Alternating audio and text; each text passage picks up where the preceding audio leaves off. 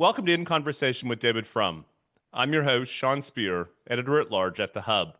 I'm grateful to be back in conversation with David for another installment of our bi-weekly video and podcast series on the big issues shaping Canadian policy and politics. In today's conversation, we'll discuss Prime Minister Mark Carney's visit to the Oval Office, what to make of his interactions with President Trump, and what it might all tell us about future negotiations between Canada and the U.S.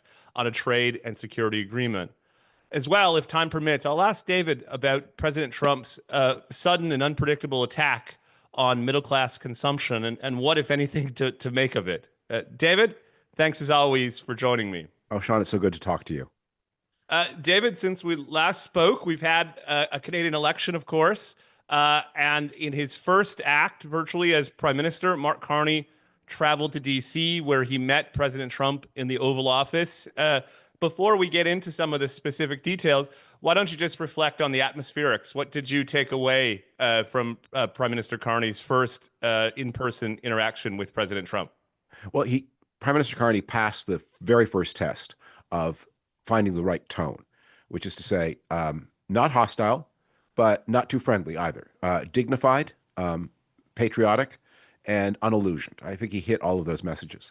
I think he also flushed out Trump's plan for how to bring this trade mania to something more like a resolution, which is Trump is going to have private definitions of what counts as a trade deal, and is going to announce success because he gets some signature on a piece of paper. During the Obamacare debate, the Saturday Night Live had a sketch about Joe Biden sitting in for Obama when he was on a foreign trip and said, look, you send me a stack of blank pages with the word healthcare printed on the first page and I'll sign it. And I think that's where Trump seems to be heading, is just get me some face-saving way out of this. But it's not a very workable plan. It may meet his ego needs, but it will not actually get world trade back on track, and it won't help the American economy very much. I do want to get into the specifics of a possible deal, including the fact that the conversation seems to be heading in a bilateral direction. But before we get there, just at the level of atmospherics, it seems to me that Prime Minister Carney was having to essentially move in two separate directions. The first is to be conciliatory in a way, to try to build a personal rapport with President Trump, but also to be responsive to the Canadian public's mood, which of course is not inclined towards conciliation or compromise. How do you think he did on that score? Well, he's got a new problem post-election. During the election, when he was running against Pierre Poilievre, who was regarded by Canadians as potentially sympathetic to Trump, whether that was a fair regard or not, that's the way it was seen. Carney never had to work, is there space to my anti-Trump side? Can anybody get to the more anti-Trump side of me? He didn't have to worry about that during the election. He does have to worry about that now. Doug Ford has been more anti-Trump than Carney. Yes. There are other provincial premiers who have sounded notes that are quite anti-Trump. And if the Conservative Party does rethink its leadership, that Carney may can face charges of, well, you sold out, you gave away too much. And I think a lot of conservatives will say, because Carney waged that method unfairly against them, they're not disposed to give him a lot of fairness in their turn. Yes. Yeah, I would just say in parentheses, you saw a lot of that commentary immediately out of yesterday's meeting from conservatives. Criticisms that Prime Minister Carney had played to the so-called elbows up crowd during the campaign, but yesterday described Prime Minister Trump as a quote-unquote transformational figure. And as you say, I think over the coming weeks, that tension will be something that no doubt will be top of mind for Prime Minister Carney. By the way, can I just point to that word? That's such a well-chosen word, because is it wrong? Trump's transformed NATO into non-NATO. He's transferred free trade into non-free trade. He's transferred the Biden boom into the Trump depression. Trump hears that word and thinks, of course you mean transform for the better. And it's like that word consequential, the person who drives his car into a brick wall is a consequential driver of that rental car. Now, David, over the past several months, we've talked a lot about whether it's in Canada's interest to pursue some type of bilateral versus trilateral arrangement. Yeah. Should we read too much into the fact that both President Trump and Prime Minister Carney have been talking about a quote unquote trade and security agreement between Canada and the United States. Is that a signal in your mind Yeah. that we're moving in a bilateral direction? And if so, what are the consequences in your mind? Well, Canadian governments have historically regarded Mexico as the unfortunate and unwelcome stepchild of the U.S. Yes. Canada relationship. And Canada has a lot of reasons to be annoyed with Mexico right now. Mexico certainly played the trilateral game to its national advantage, which nations do. And it's also done something that I think is quite annoying to Canadian leaders, which is it struck some more anti-American rhetorical notes while actually Yes. giving away much more to the United States than Canada has ever done, which Yes. Mexico is able to do because they have a controlled press and a not very free political system. So Canadians may think, why should the Mexicans don't care about us? Why should we care about them? But it looks like not Trump himself, but the more economically literate people around him, the way that the fusion of Trumpism with rationality that they're heading toward is what if we create a fortress North America in which the United States writes tariff laws for the whole continent and Yes. Mexico and Canada submit to whatever rules the United States wants against Yes. China, against India, against the whole rest of the world, and they get access to the American market in exchange for giving up their any kind of sovereignty over tariffs and trade.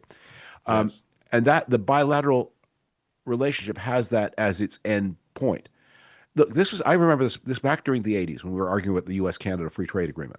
The counter that was the smartest counter that was made to people like me who favored the agreement was, you're just signing up for a customs union with the United States where they will always write the rules. And the answer that people like me gave, and it was true in 1988 and true for a long time afterwards, is America's idea of a customs regime is more free trade oriented than the Canadian governments will ever would be. So even if it's Yes. true that Canada becomes a customs taker from the United States, that's still a move toward global free trade. We are not sacrificing global free trade for bilateral free trade.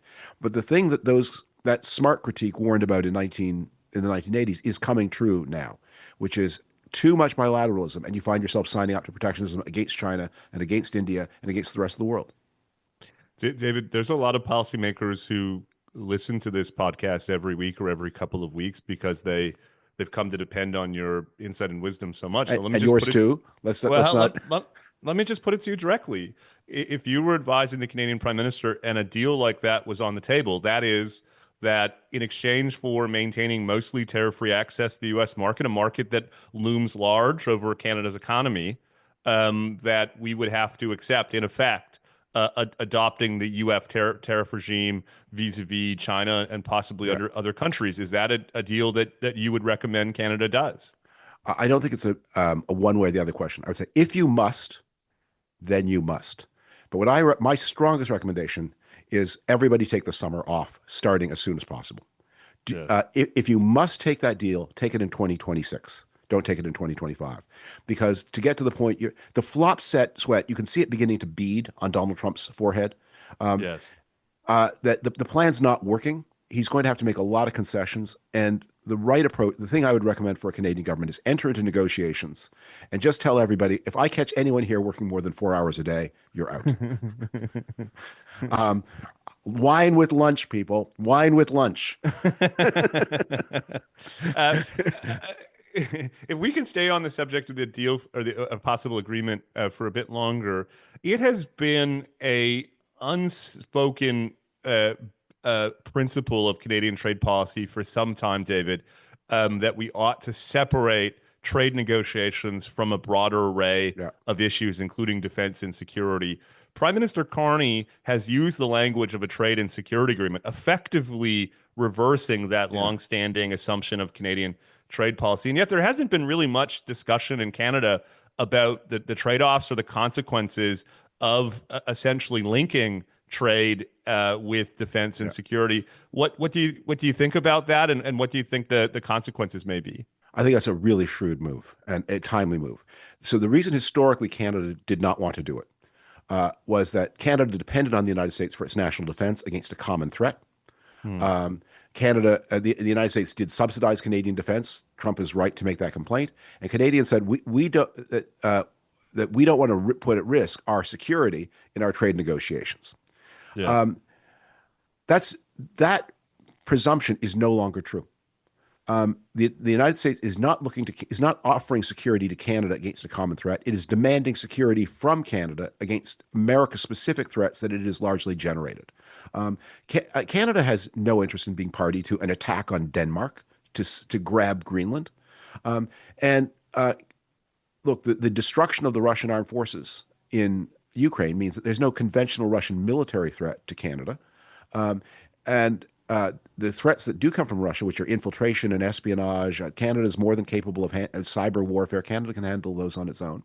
And a lot of the Trump adventurism is very anathema to Canada. Canada does not want to be drawn into a guerrilla anti-cartel war in Mexico. Canada does not want to get involved in any of other Trump's stupid, crazy adventures. So Trump's asking on the security that Canada is granting concessions, use of Canadian airspace, use of Canadian territory, and exactly the thing that Canada was afraid of doing back in the 80s and 90s. From a national security, national interest point of view, Canada's want to say, you know what? NORAD is not for free anymore. You have to pay for NORAD. Yeah.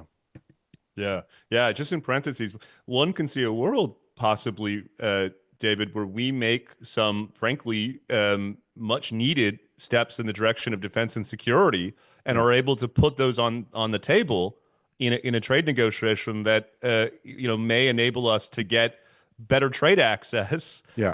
than we would have otherwise gotten for things we frankly should have been doing a long time ago anyway. Trump's idea is that the United States is going to retreat from the world into a fortress North America, to which he wants to annex Greenland. And the Greenland piece, I mean, it sounds so dumb and so stupid and so brutal. And did I say stupid? Let me say stupid again. But understand that what Donald Trump he is not taking military threats off the table against a NATO ally. And he's threatening military action against them. Canada, that would be a violation of Canada's treaty to take any part of that. And an American operation in Greenland might well involve use of Canadian airspace and waters. So why would you want to be party to that? And Trump is also converting what ought to be peaceful competition with China, peaceful competition aimed at helping to steer the Chinese nation into a more positive future. And he is accelerating that into a true great power competition that may not be peaceful, cannot stay peaceful, because he's playing the game too hard against the Chinese. He's threatening their national existence. There's this strange thing about Trump is that because Trump thinks that words are meaningless, he threatens people, and in his mind, he never intends to make good. It's like all the checks he wrote that there wasn't money in the bank to cover. But most people, when they write a check, have the means to cover the check. And the Chinese have to assume that the United States, when it writes a check, has the means to cover a check, and that Trump's words of threat mean something. Does Canada want to be dragged into that? As we wrap up this part of the conversation, I don't want to move from the substantive, the contours of a final deal, to the superficial, the nature of the personal relationship of the two. But in Trump's world, these things matter, of course. Yeah. What did you make of the rapport between the two yesterday? And if you were advising Prime Minister Carney and his team, how should they think about the bilateral relationship between the two principals? Yeah. The rapport always means something. In the Trump case, it means more. Look, I think there's a special kind of rapport that Carney has, because the thing that in the world that Trump is most frightened of is the bond market. And that is something that Carney understands and Trump does not. So one of the questions, this is not my original observation, I heard this from a much more expert person, but it's left me thinking, is that the Chinese central bank holds 55% of its foreign currency holdings in US dollars. Yes. And those are there both to prevent the Chinese currency from appreciating more than the Chinese want, but also to facilitate trade with the United States. Yes. If Trump says there's going to be no more trade between China and by the way, no more movies going back and forth either. We're having total protectionism. It's actually not a trade war against China. It's actually a trade embargo, which is an act of real war, not just trade war. We're doing a trade embargo on China for as long as my presidency lasts. One of the questions that the Chinese central bank would have is, what do we need all these dollars for? What do we need them for? We can't trade with the Americans. Why do we need their currency? Sell. These are useless, but they're not valueless. Sell them. Yes. That is something that Carney would be able to articulate in a way that Trump would find very compelling, much more than most of the people. And one of the tools, and one of the ways that Trump is destroying America's role in the world is because he's waged trade war against everybody. He has made, in the trade domain, he has made all of America's former allies and partners effectively temporary trade allies of the Chinese state. Because Yes. from the point of view, UK, Japan, EU, Canada, there's less to fear from Chinese trade actions, not China in general, but from Chinese trade action. There's less to fear than from the United States. So you're not going to coordinate your military policy with the Chinese, but your central bank policy, maybe on the same day, Japan, China, Canada, Britain, you dump U.S. bonds altogether in a coordinated action. That might be a kind of, those are the kind of, it's like when, what we're watching here is like the War of the Roses, when you have a stable, peaceful, prosperous marriage that has gone on for years. The two partners know better than anybody else in the world how to make each other happy, but they also know better than anybody else in the world how to make each other miserable. And when one partner decides, my goal here is to make the other one miserable, the other one says, well, I wish we weren't doing this, but I know how to reciprocate. Final question before we move on to Trump's attack on girl dolls.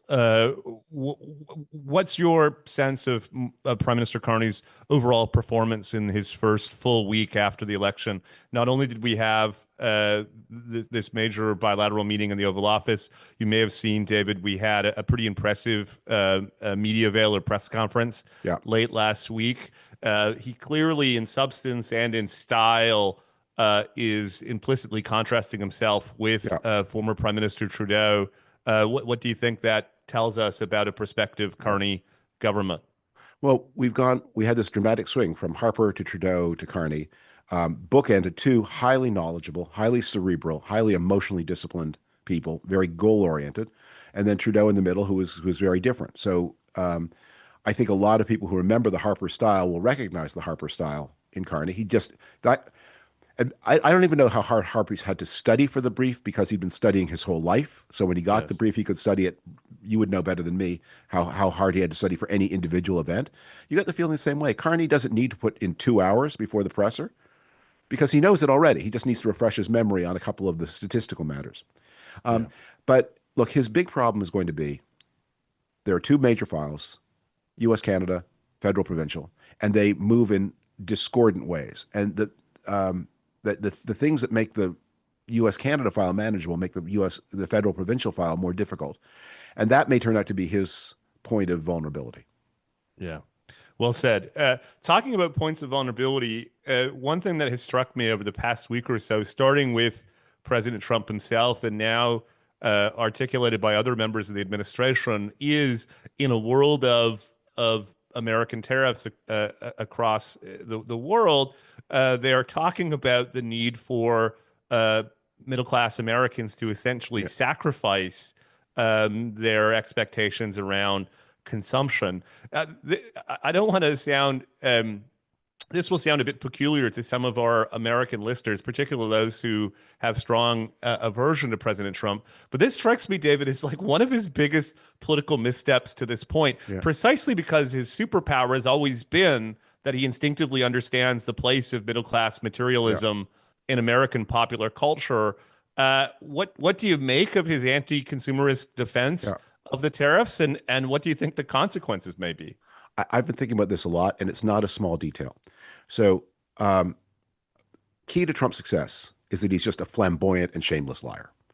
Um, and key to Trump's success is he's been able, whenever the lies are exposed, they're about things that not enough voters care about, or else he's got some excuse. But in this case, he promised his tariff war would be cheap, easy, Yes. and would yield immediate economic benefit. In fact, just 2 days ago, the Secretary of the Treasury Besant was in the Wall Street Journal saying by the second half of 2025, you will see more jobs, stronger manufacturing. They've made a series of very specific promises. And those are obviously, if they persist in the tariff policy, those are obviously the exact opposite and the extreme opposite of what's likely to happen. And you can see that they've begun to notice look, life is going to get harder and more expensive for lots and lots of people. Tariffs are also, if they do collect revenue, a tax on the middle class and working class, while at the same time as Trump is planning this massive tax cut for the very richest people in society, a tax cut, by the way, that will balloon the deficit and therefore attract more imports because of the nature of the relationship between the fiscal and the trade deficit. So people are about to see that their lives are about to get hard. So what is Trump up to? He's sending a message that if you complain about the tariffs, you're girly. Because Hmm. why do they choose dolls and pencils? Let me give you an example that I was thinking about today. Um, American outboard motors are assembled in the United States, but they're made out of Chinese components. American outboard motors are about to get a lot more expensive if that has not already begun already. Did Donald Trump, would he ever say, why do Americans need their own personal boat? That's kind of self-indulgent. I understand why, Soros and I and, my fellow, and Bezos, why we need our big yachts. But you, the, ordinary yokel, what do you need a boat for? You should be proud to sacrifice your outboard motor to the cause of American trade self-sufficiency. Well, wait a moment. I need my boat. So he's prophylactically saying this is not about boats. It's not about things that Hmm. Trump voters are going to use. It's about things that are effeminate. It's about Hmm. fripperies. If you, how would you compare our great and glorious people's steel mills to dolls and colored pencils? That's not, no real man would ever worry about any of those things. Hmm. That's interesting, David. I must admit, I hadn't thought about the gender dynamics, about the choice of products that they've used over the past few days. But it does strike me in keeping with something that we've talked about in the past, and that is an argument that J.D. Vance made on the campaign Yeah, trail, that in effect, Americans should be prepared to trade off right. higher prices for toasters in Yeah, exchange for protecting American jobs. Up until now, that's not been an argument that Donald Trump himself had made. As you yeah, say, his argument was that there were no trade-offs yeah. associated with the choices his administration is making. How do you think Americans are going to respond to, in effect, a policy argument saying that, yes, of course, the regime of the past several years involving globalization and free trade and all the rest has to be given up in the name of protecting U.S. employment, even if it comes at the expense of less choice and higher prices Yeah. for middle class consumers? Um, if the tariff policy is persisted in, and remember, they are looking for the exits, they are looking for face-saving deals that allow them to proclaim victory and go home. What Americans are about to discover is um, it is not this trade war is not just about finished products. It's not just about the thing that with the made in China stamp. Every manufactured product in the world is including and especially the most high-tech products is at the end of a supply chain that only the mind of God can understand. So Yes. my prediction is if Trump, the JD Vances say we have to sacrifice consumer welfare to preserve our manufacturing. My Well said. prediction is that they are destroying manufacturing. That at the Hmm. end of the Trump period, if Trump persists, there will be less manufacturing in the United States, and maybe a lot less at the end of this process than at the beginning, because the people who are making, because what America has done is gone up the value chain, made highly advanced, but the rotors and the screws and the basic materials are made in China because that's where the least value is. Um, I wrote an article for The Atlantic about the tiny screws that go into the iPhones. Yes. So the tiny screws that go into an iPhone, and there are only two that hold the phone together at the base, are indeed made in China, and they're very cheap items, and they're worth, I think, if they're coated in nickel, which is the more expensive version, they're worth less than a dime a piece, and if they're coated in anything else, they're worth pennies or fractions of pennies. But the machines that make those screws are made in America, and they are very sophisticated machines.